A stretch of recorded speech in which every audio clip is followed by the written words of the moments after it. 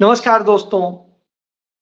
तुम ही supreme court, तुम ही चुनाव आयोग, तुम ही सरकार और तुम ही मालिक हो।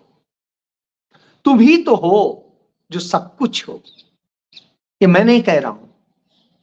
एक देश, एक विधान, एक नेता, एक सब कुछ बनाने की जो मुहिम भारतीय जनता पार्टी कर रही है, वो भारतीय जनता पार्टी कमोबेश इसी तरीके से नरेंद्र मोदी को डिफाइन करती है, यानी परिभाषित करती है। और जब वो परिभाषित करती है तो हमें याद आता है पंडित जवाहरलाल नेहरू का 26 नवंबर 1951 का वह भाषण जो उन्होंने तिरुवनंतपुरम में दिया था। उसमें कहा था कि तमाम सारे लोग कहते हैं कि कांग्रेस खत्म हो गई, तमाम सारे लोग ये कहते हैं कि जिस तरीके से कांग्रेस में है हो रहा है उसको लेकर के तमाम सवाल उठाते हैं, तमाम तरह की अफवाहें फैलाते हैं और कांग्रेस के लिए कांग्रेस पे हमले करते हैं। कांग्रेस खत्म होने वाली चीज नहीं है।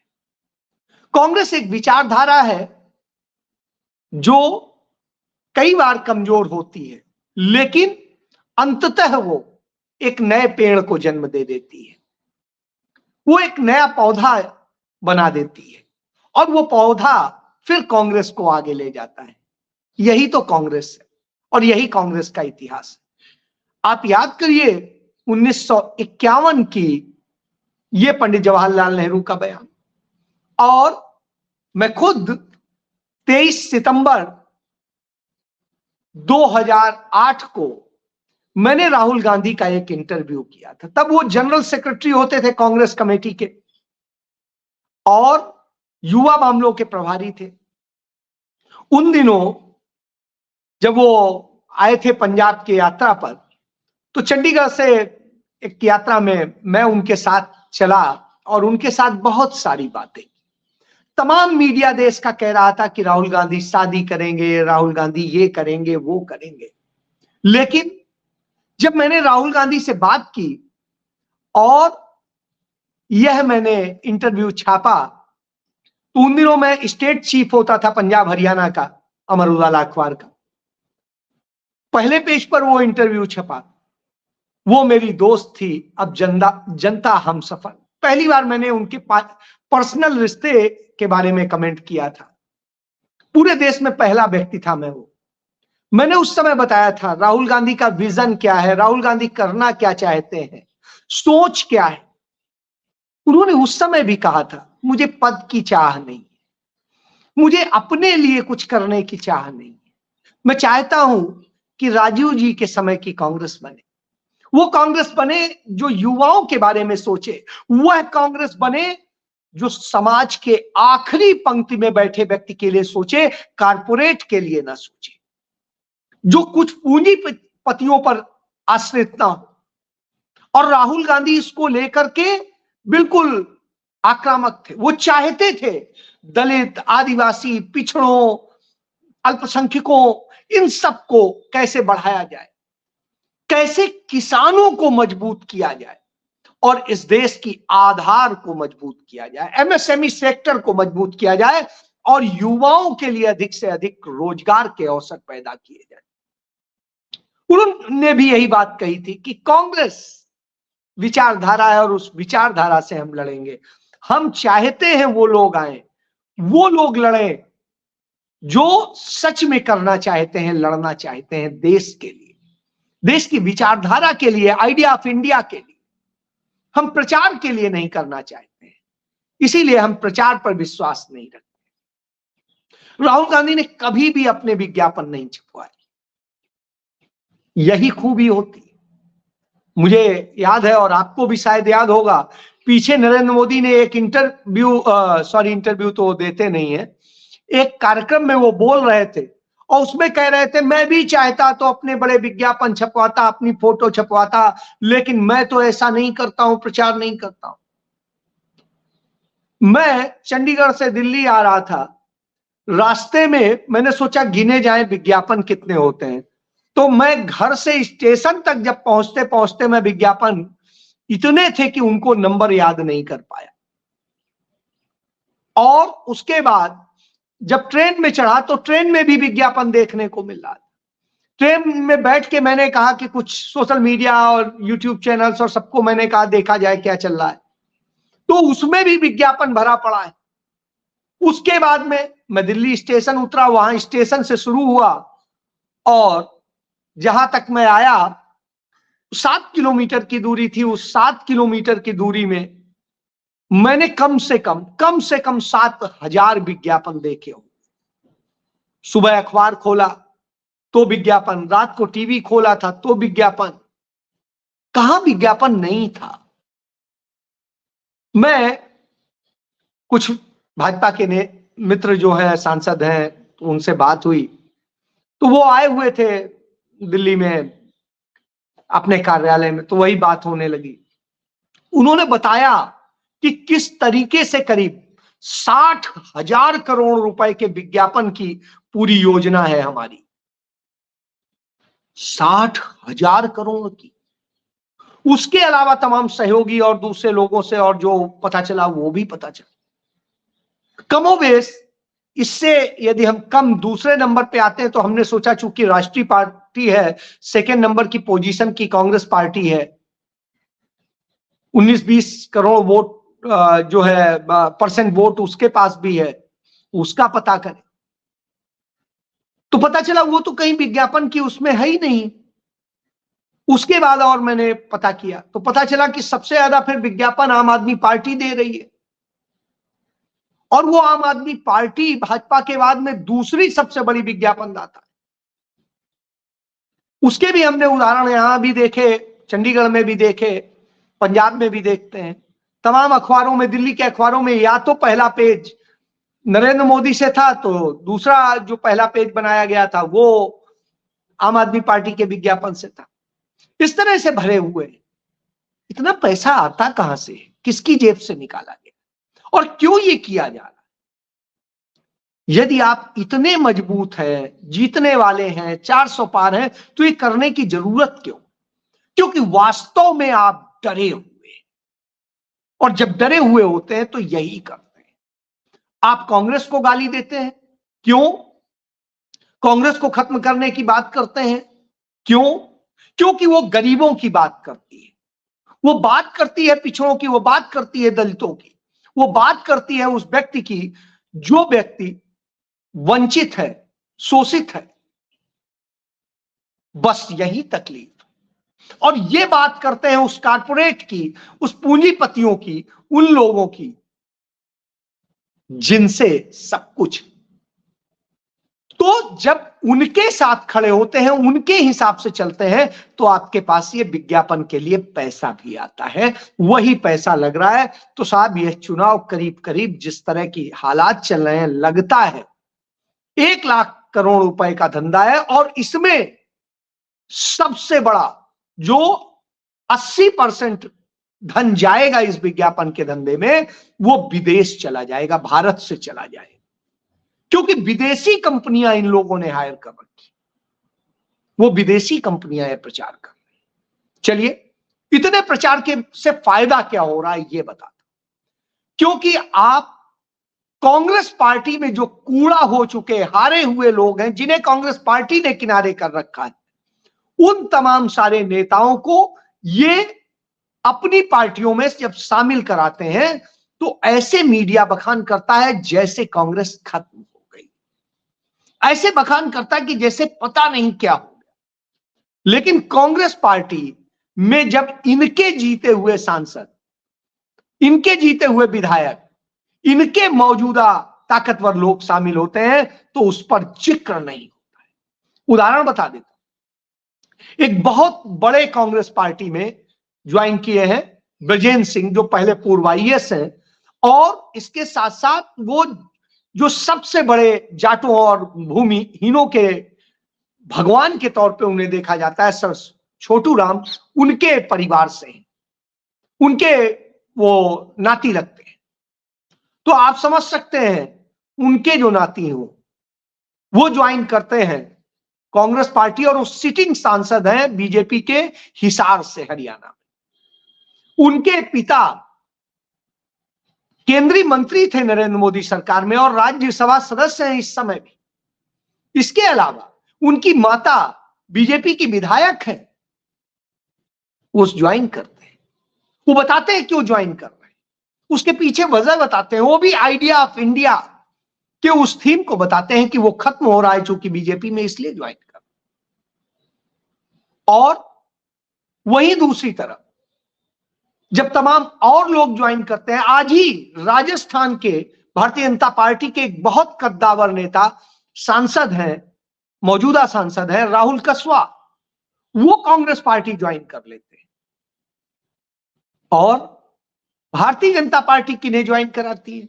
वहीं से हारे हुए एमएलए को, वहीं से हारे हुए पूर्व मंत्री को, वहीं से हारे हुए पूर्व सांसद को, जिनकी हैसियत खत्म हो चुकी है, जिन्हें जनता नकार चुकी है, उन्हें वो लेते हैं।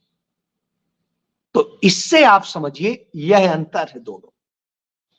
और इसलिए चूंकि यह मीडिया जो पूंजीपतियों का मीडिया है, जो इन तमाम प्रचार तंत्र से चल रहा है, जिसको पैसे मिल रहे हैं, वो इसीलिए यह नहीं दिखाता है कि कांग्रेस कितनी मजबूत है। इसीलिए वो बार बार दिखाता है कि अब की बार मोदी 400 पार। मोदी की गारंटी क्या? गारंटी है कि हम 200 सीटें भी नहीं पाएंगे? क्या मोदी ये कहेंगे? और क्या कहेंगे इस हालत में है कि आज वो तय नहीं कर पा रहे हैं कि कैसे किसे वो टिकट दें। उनके तमाम मौजूदा सांसद आज डरे हुए हैं। जब ये सब हालात हो तो निश्चित रूप से चिंताजनक स्थिति दिखाई देती है। बावजूद इसके आप देखिए भागने का क्रम जारी है, और वो एक जगह नहीं जारी है, बहुत सारे राज्यों में है। लेकिन चूंकि मीडिया दिखाता नहीं है, सोशल मीडिया पर भी इन्होंने विज्ञापन के जरिए कब्जा कर लिया है, तो वो भी अवॉइड करता है, इसलिए ये हालात। बहरहाल जब हम जमीनी हालात पे बात करेंगे तो आप इससे समझ लीजिए कि भारतीय जनता पार्टी का जिस तरह से जगह जगह विरोध होता है, जगह जगह होता है, वो अपने आप में चिंताजनक हो जाता है कि वो भारतीय जनता पार्टी जो खुद को कहती है कि हम बहुत बड़े वो हो गए। भारतीय जनता पार्टी ने अरुण गोयल को बड़े जोर शोर से शामिल कराया था, 24 घंटे में इस्तीफा देते ही अपॉइंटमेंट कर दिया था चुनाव आयुक्त के पद पर। क्यों हटा दिया गया? क्या कारण है? क्या घोटाला है? क्या बात है? क्या आप गड़बड़ कराना चाहते थे? बताइए, क्योंकि उनका तो अभी कार्यकाल था 2027 तक। फिर क्यों, जब सुप्रीम कोर्ट ने उन पर टिप्पणी की थी इतनी गंभीर 2022 नवंबर में, तब तो आपने नहीं हटाया था, ना ही उन्होंने इस्तीफा दिया था। आज क्यों हो गया? चुपचाप हो गया, चुनाव के जस्ट पहले हो गया। एक चुनाव आयुक्त फरवरी में रिटायर हो चुके हैं, अनूप चंद पांडे, डॉक्टर अनूप चंद पांडे। दूसरे ने इस्तीफा दे दिया, अब एक सदस्यीय चुनाव आयोग बचा है। क्या कारण बताएंगे क्या? 3 पेज का जो लेटर जारी हुआ उसमें भी नहीं जिक्र। वजह क्या है? यह सोचने वाला है किन्हें आप लगवाना चाहते थे, किनको क्या लीक हो गया, क्या है, क्या इंफॉर्मेशन उन्होंने दे दी, किसे दे दी, जिसके कारण ये गया। ये सब इसलिए हो रहा है, इसी कारण से कहीं नहीं दिखाया जा रहा है। भारतीय जनता पार्टी का जिस तरह से विरोध होता है नहीं दिखाया जाता है। संत कबीर नगर में लोकसभा से भाजपा के प्रत्याशी हैं और मौजूदा सांसद हैं प्रवीण निषाद, उनका जिस तरह से उन्हीं के समुदाय के लोगों ने और सबने भयंकर विरोध किया है, जिस तरीके से उन्हें भगा दिया, क्षेत्र से भागना पड़ गया। आप सोचिए, क्या यह विरोध नहीं है? क्या चंडीगढ़ में, चंडीगढ़ की सांसद को लोग तस्वीर दिखा रहे हैं कि आपने क्या दुर्दशा कर दी है उस शहर की, जो हिंदुस्तान के लिए शान था। वो शहर, इतना खूबसूरत शहर पंडित नेहरू ने बनाया था, उसे आपने कूड़ा बना दिया है। क्यों नहीं आज उस पर बात हो रही है? भारतीय जनता पार्टी के नेताओं में इतना घमंड आ गया है। जगदम्बिका पाल जो सिद्धार्थनगर से भाजपा सांसद है, उनकी गाड़ी से 2 लोगों से वो कुचल जाता है, और 2 लोगों को कुचल जाता है, वो मौत हो जाती है, उसके बावजूद कोई संवेदनशीलता नहीं है। इस तरह के घमंड में निश्चित रूप से जनता विरोध करेगी, और करना भी चाहिए। आगरा में क्षत्रिय महासभा के लोगों ने, क्षत्रिय समुदाय के लोगों ने, वहां के मौजूदा सांसद और केंद्रीय मंत्री एसपी सिंह बघेल का जिस तरह से विरोध किया, जिस तरीके से सब चल रहा है, वो क्या कहलाएगा कि इस तरह से हालत है। मंत्री, केंद्रीय मंत्री हैं गिरिराज सिंह, सबको जानता है, खूब बड़बोले हैं। बिहार में किस तरीके से उनका विरोध हुआ, किस तरीके से नारेबाजी हुई, उन्हें भागना पड़ गया। क्या यह कहीं मीडिया दिखाएगा? नहीं दिखाएगा। क्यों नहीं दिखाएगा? क्योंकि मीडिया कारपोरेट के हिसाब से चलता है, उन विज्ञापन देने वालों के हिसाब से चलता है, वो विज्ञापन और सब करने वाली एजेंसियों के हिसाब से चलता है जो विदेश से आई हैं, और वो बताती इस देश में गरीबी और अमीरी की खाई इतनी गहरी हो गई है, मिडिल क्लास खत्म किया जा रहा है, किस तरीके से लोगों के निवाले छीने जा रहे हैं, उस पर बात नहीं करें। ये बात कहेंगे कि हमने सिलेंडर का 100 रुपया कम कर दिया। कम क्या कर दिया? 400 का सिलेंडर होता था, 1200 का कर दिया। 1200 के बाद में आपने कहा कि कुछ ये घटा दिए, कुछ ये घटा दिए, उसके बावजूद भी कितना महंगा है। फिर कहेंगे आपने सस्ता कर दिया। वही है कि हम आपसे 50 पैसे की चीज जो है 4 रुपए की कर देंगे, फिर कहेंगे अच्छा हम 1 रुपया कम कर देते हैं। आप अरे भाई बड़ा भारी काम कर दिया, ऐसे तो वो स्थिति है। उधर पूरे राजस्थान में विरोध हो रहा है। राजस्थान में सारे पेट्रोल पंप और उनके कर्मी सबने हड़ताल कर दिए। उन्होंने कहा है जो नरेंद्र मोदी की गारंटी के नाम पर आपने कहा था, तमाम चीजों की छूट देने की बात कही थी, कहां है वो? हमसे सस्ता वो करने को कहा था, कहां है? उन्होंने हड़ताल कर दी है। वहां तमाम सारे बेरोजगार युवक कर रहे हैं। इस तरह से तमाम चीजें उठ रही हैं। इसी तरीके से मध्य प्रदेश में है, इसी तरीके से दूसरे और राज्यों में जो हालात बन रहे हैं उनको आप क्या कहेंगे? उधर राहुल गांधी अपनी स्पीड में अपने ढंग से चले जा रहे हैं। आज 57 दिन हो चुके हैं उनकी भारत जोड़ो न्याय यात्रा के, और इस दौरान उन्होंने कहीं पर भी कोई सिकन नहीं, किसी बात की फिक्र नहीं, वो चले जा रहे हैं अपनी उसी धुन में जो उन्होंने कहा था तब 2008 में, वही धुन के साथ कि हमें इंसाफ देना है, न्याय देना है। और उनके न्याय के जो 5 सिद्धांत हैं वो हर व्यक्ति को टच करते हैं। कैसे आपके परिवार में आप जो उम्मीद करते हैं कि आपका बेटा या आपकी बेटी भविष्य में कम से कम बेरोजगार तो न रहे, इतने पैसे तो कमा ले कि वो न सही बहुत तो इज्जत से रह तो ले, खा तो ले। तो राहुल गांधी उस पर बात करते हैं। राहुल गांधी बात करते हैं कि कैसे गरीब से गरीब व्यक्ति को उसका हक दिया जाए, चाहे उसे नौकरी देनी हो, चाहे रोजगार देना हो, चाहे जो कुछ देना हो, उसकी बात। राहुल गांधी बात करते हैं कि बेटियां रेप का शिकार ना हो। आप गुजरात में देखिए, उत्तर प्रदेश में देखिए, मध्य प्रदेश में देखिए, जिस तरीके से लगातार रेप और सब घटनाएं हो रही हैं, शर्म पैदा करती है। इतने सालों से सरकारें हैं यहां पे, इसके बाद ये हालत है।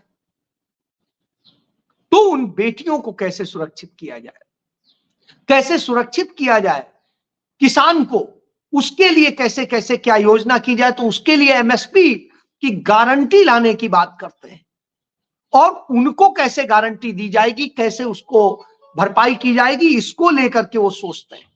वो सोचते हैं इस बात के लिए कि कैसे हम उन लोगों को हक देंगे जिनका सब कुछ छीना जा रहा है, सामाजिक भेदभाव किया जा रहा है, हिंदू मुस्लिम को लड़ाया जा रहा है, सिख ईसाई को लड़ाया जा रहा है, ईसाई हिंदू को लड़ाया जा रहा है, कहीं पर मुस्लिम से लड़ रहे हैं, कहीं दूसरी और उनसे लड़ रहे हैं। जब ये हालात होंगे तो उनसे कैसे निपटा जाए और कैसे सब में प्यार लाया जाए, कैसे हर जाति को समान तौर पे रखा जाए, हक दिए जाए। यही अंतर होता है चुनाव के नाम पर, जीतने के नाम पर एक साजिश रचने में और वास्तव में कुछ करने में, यही अंतर है। इसलिए राहुल गांधी है, और इसीलिए आइडिया ऑफ इंडिया यानी कांग्रेस की विचारधारा कभी खत्म नहीं होने वाली। खत्म तो वो होते हैं जो विज्ञापनों के बूते खड़े होते हैं। इसलिए हमें आपको सोचना होगा कि हम क्यों इसकी लड़ाई लड़ें और क्यों हम इस चीज के लिए ना खड़े हो, क्योंकि देश बचाना है। देश किसी भी पार्टी, किसी भी नेता से बड़ा है। जय